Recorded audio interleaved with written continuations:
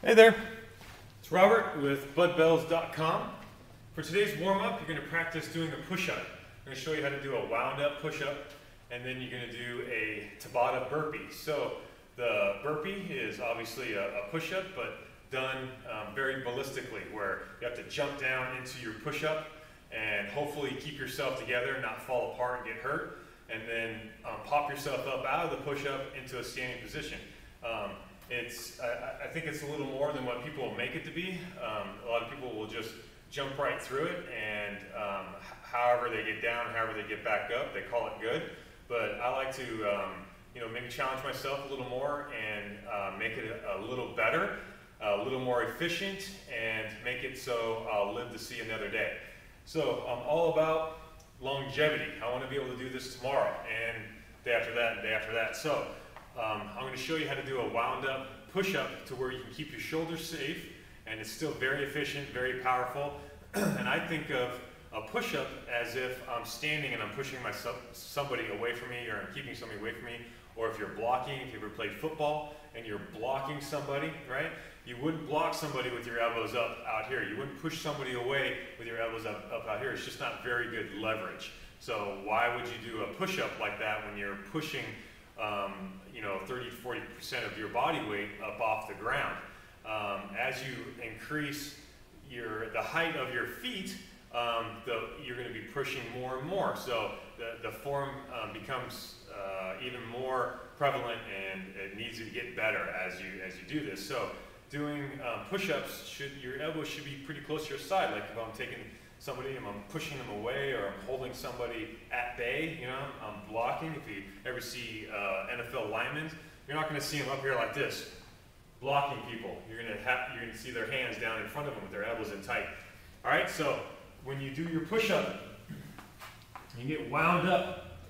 I learned this from K-Star from Mobility WOD. I watched one of his blogs, and there's a really good way to do this. So you're going to do a Superman, but you're not going to get real loose in your stomach and get extra extension in your back just because you want to get up higher. You want to contract your abs and then lift like this. You want to squeeze your butt, pull your shoulder blades down, and then lift up so you can move your arms down off to the side, turn your hands, and now I'm in a really good loaded up push-up position. My shoulders are wound up, and it's actually easier to do a push-up when you're all wound up like that.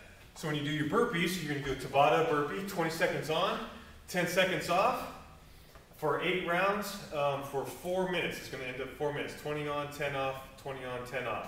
So burpees, jump down to where you get that nice push-up 4, and back up. So coming back up is a lot easier when you have something, you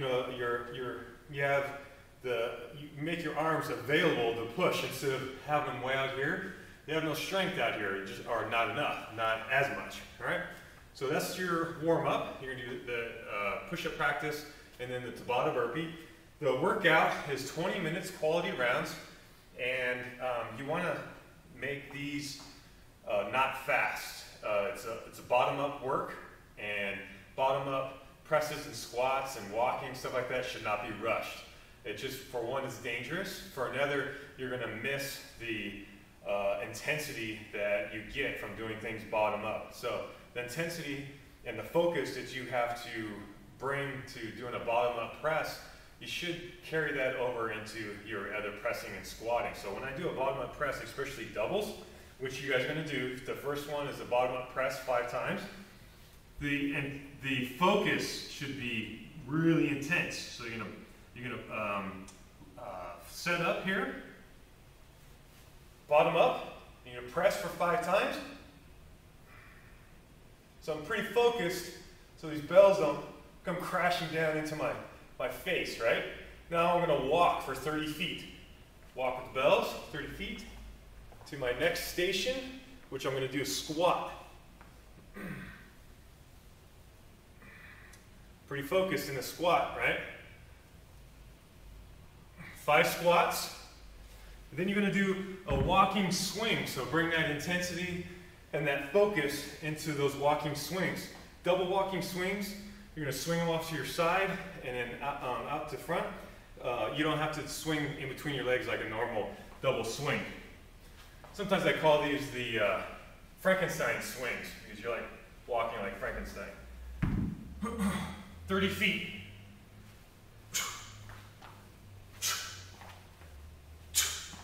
Right? Then you're going to get to the end of your 30 feet, and you do a walking push-up or a commando crawl, whatever you want to call it.